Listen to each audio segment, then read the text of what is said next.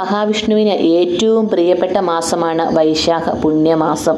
അപ്പോൾ ഈ പുണ്യകാലത്ത് മഹാവിഷ്ണുവിൻ്റെ അനുഗ്രഹം നേടാനായിട്ട് അദ്ദേഹത്തിൻ്റെ നാമങ്ങൾ ജപിക്കുന്നത് വളരെ ശ്രേഷ്ഠമാണ്. വൈശാഖ മാസത്തിലുടനീളം അദ്ദേഹത്തിൻ്റെ ഏറ്റവും ശ്രേഷ്ഠമായ നാമം 9 തവണ ജപിച്ചാൽ മനസ്സിൽ മാലിന്യങ്ങളെല്ലാം അകന്ന് സൂര്യനെ പോലെ തെളിമയുള്ളതാകും.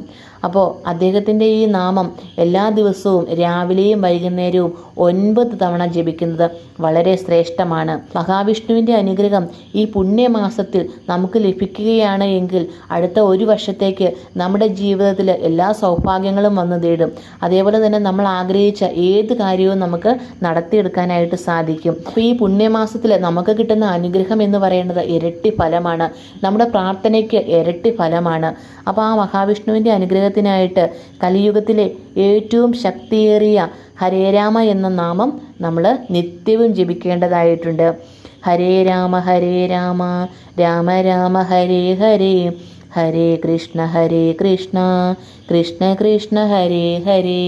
ഈ നാമം എല്ലാ ദിവസവും രാവിലെയും വൈകുന്നേരവും 9 തവണ വീതം ജപിക്കാനായിട്ട് ശ്രദ്ധിക്കണം. അപ്പോൾ 9 എന്നുള്ളത് നമുക്ക് എത്ര തവണ വേണമെങ്കിലും കൂടുതലായിട്ട് ജപിക്കാവുന്നതാണ്.